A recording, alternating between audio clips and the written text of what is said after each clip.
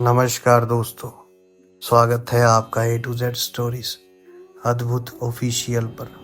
साधु संत फकीर गुरु रहबरों की सदा ही जय जयकार। अनादि काल से ही मानव परम शांति, सुख व अमृतत्व की खोज में लगा हुआ है। वे अपने सामर्थ्य के अनुसार प्रयत्न करता आ रहा है, लेकिन उसकी चाहत कभी पूर्ण नहीं हो पा रही। ऐसा इसलिए है कि उसे इस चाहत को प्राप्त करने के मार्ग का पूर्ण ज्ञान नहीं।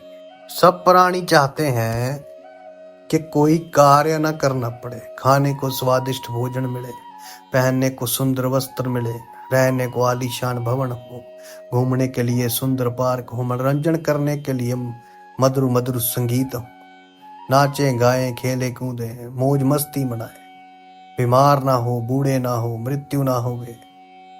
ऐसे बहुत सारे विचार, परंतु जिस संसार में हम रह रहे हैं, यहाँ ना तो ऐसा कहीं पर नजर आता है और ना ही ऐसा संभव है, क्योंकि ये लोक नाशवान है।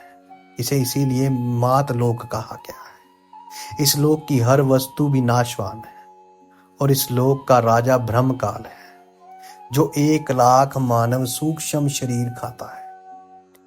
उसने सब प्राणियों को कर्म भ्रम वे पाप पुण्य रूपी जाल में उलझाकर 3 लोक के पिंजरे में कैद किया हुआ है। सतगुरु कबीर साहब फरमाते हैं, कबीर 3 लोक पिंजरा भया, पाप पुण्य 2 जाल, सभी जीव भोजन भय, एक खाने वाला काल।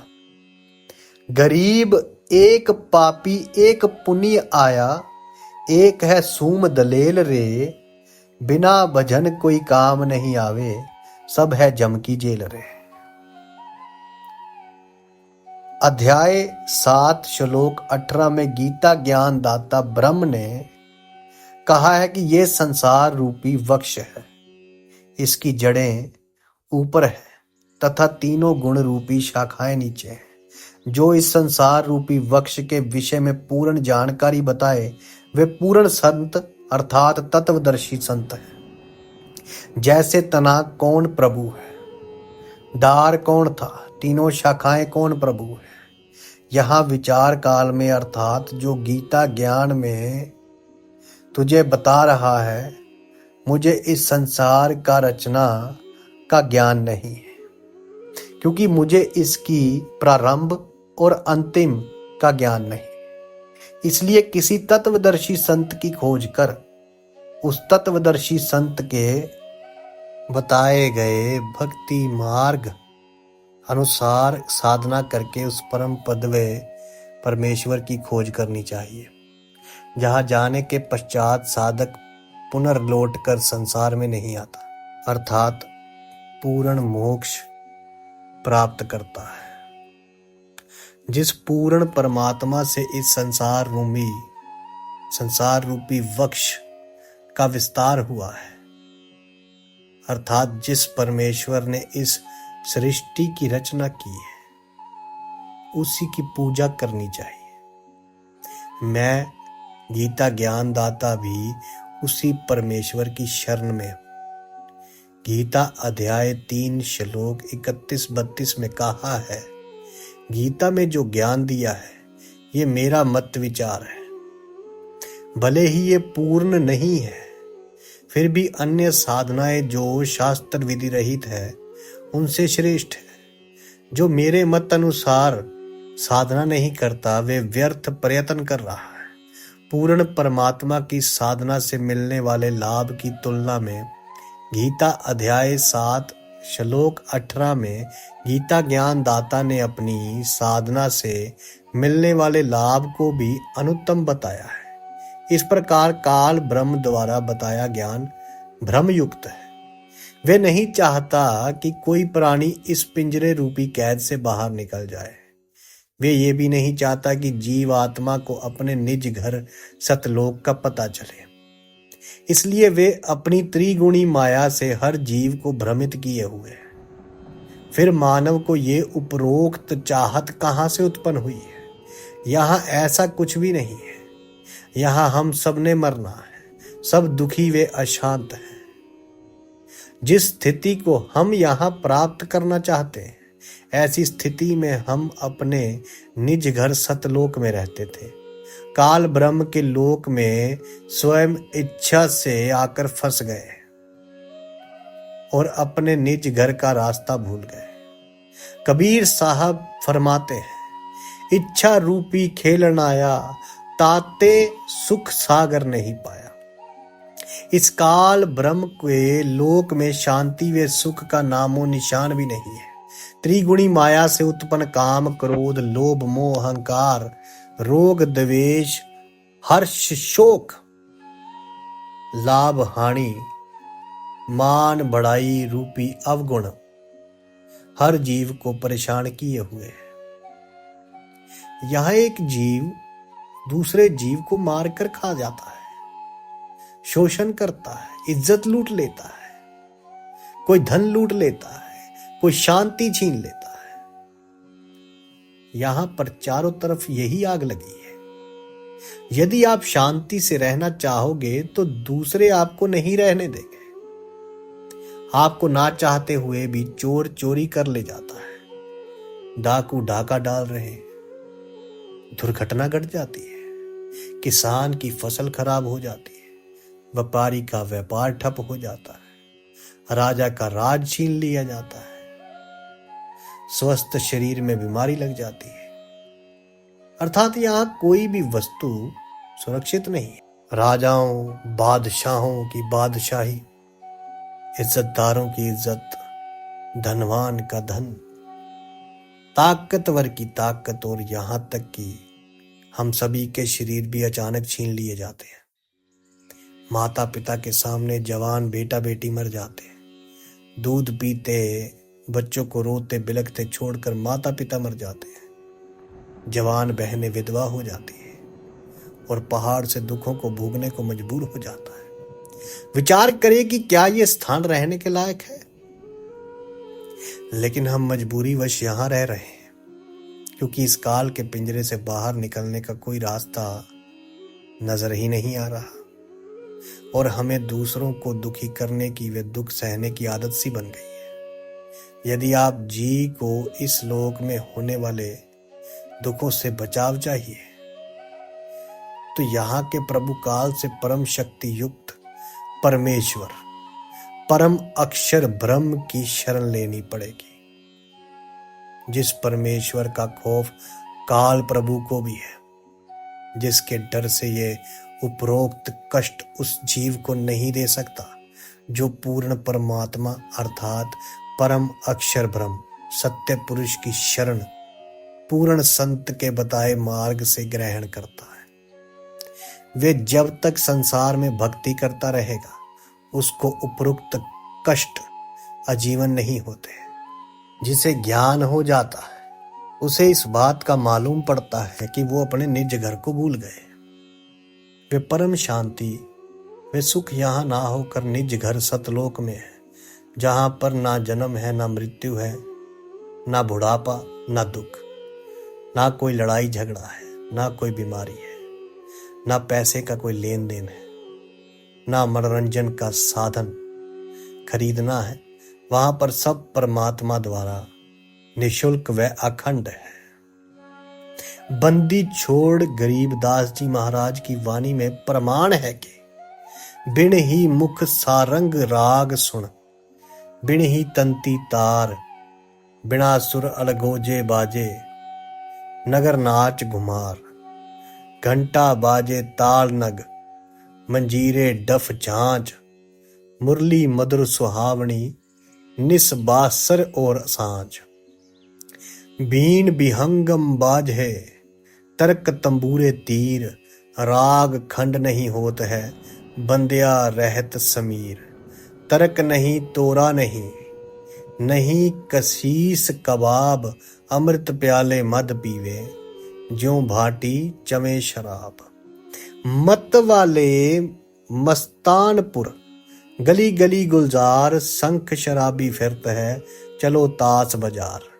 शंख शंख पत्नी नाचे, गावे शब्द सुभान, चंद्र वदन सूरजमुखी, नाही मान गुमान। शंख हिंडोले नूर नग, झूले संत हजूर, तख्त धनी के पास कर ऐसा मुल्क जहूर। नदी नाव नाले बगे, छूटे फुहारे सुन्न, भरे होद सरवर सदा, नहीं पाप नहीं पुण्य। ना कोई भिक्षुक दान दे, ना कोई हार व्यवहार, ना कोई जन्म मरे, ऐसा देश हमार।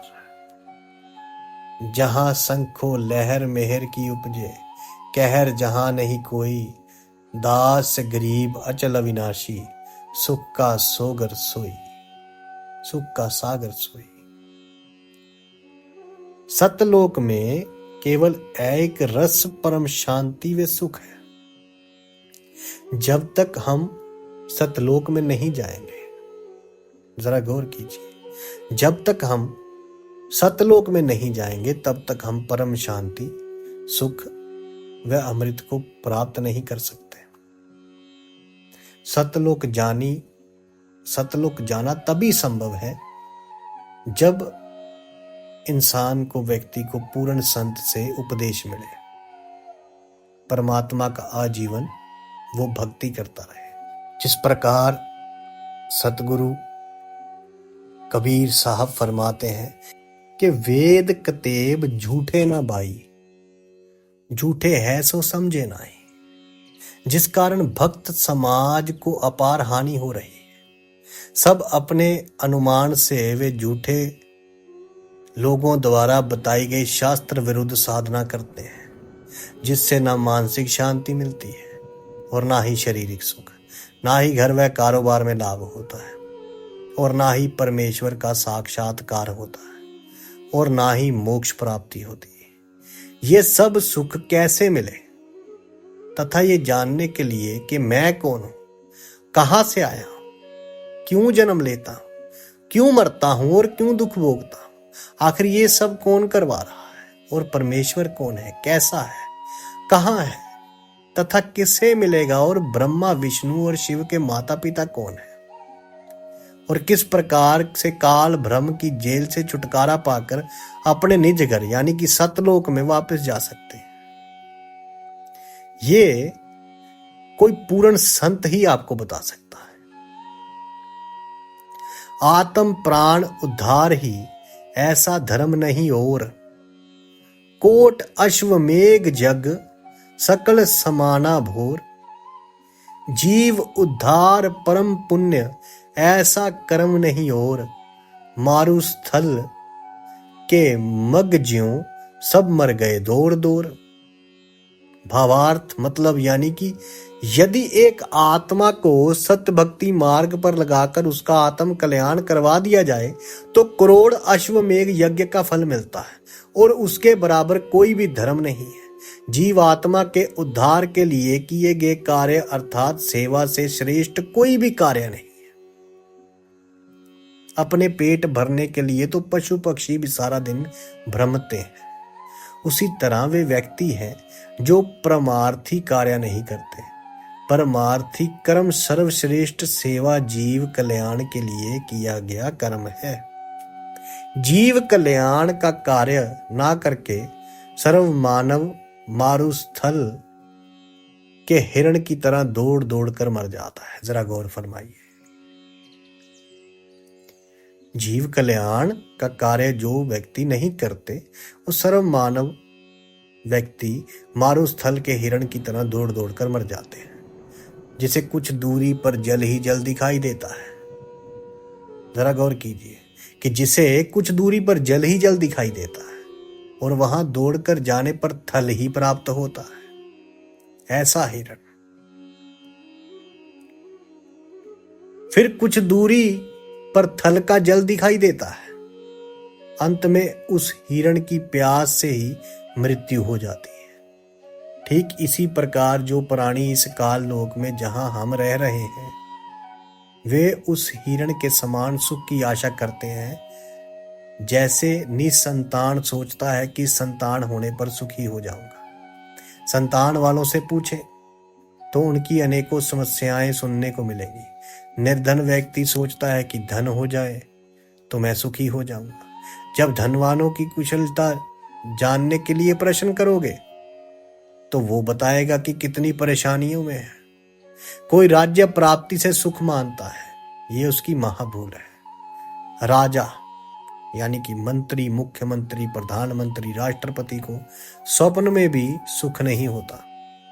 जैसे 4-5 सदस्यों के परिवार का मुखिया और अपने परिवार के प्रबंध में कितना परेशान रहता है, राजा तो एक क्षेत्र का मुखिया होता है, उसके प्रबंध में सुख स्वप्न में भी नहीं आता। राजा लोग शराब पीकर कुछ गम बुलाते हैं, माया इकट्ठा करने के लिए जनता से कर लेते हैं। फिर अगले जन्मों में जो राजा सत्य भक्ति नहीं करते, पशु योनियों को प्राप्त होकर प्रत्येक व्यक्ति से वसूले कर को उनके पशु बनकर लौटाते हैं। जो व्यक्ति मनमुखी होकर तथा झूठे संतों से दीक्षित होकर भक्ति तथा धर्म करते हैं, वे सोचते हैं कि भविष्य में सुख होगा, लेकिन इसके विपरीत दुख ही प्राप्त होता है। सतगुरु कबीर साहब जी ने कहा है कि मेरा ये ज्ञान ऐसा है कि यदि ज्ञानी पुरुष होगा तो इसे सुनकर हृदय में बसा लेगा, और यदि मूर्ख होगा तो उसकी समझ से बाहर होगा। कबीर ज्ञानी हो तो हृदय लगाई, मूर्ख हो तो गम ना पाई। सतगुरु कबीर साहब की सदा ही जय जयकार। साधु संत फकीर गुरु रहबरों की सदा ही जय जयकार। आपके भीतर बसे उस परमात्मा को मेरा प्रणाम। सबका धन्यवाद।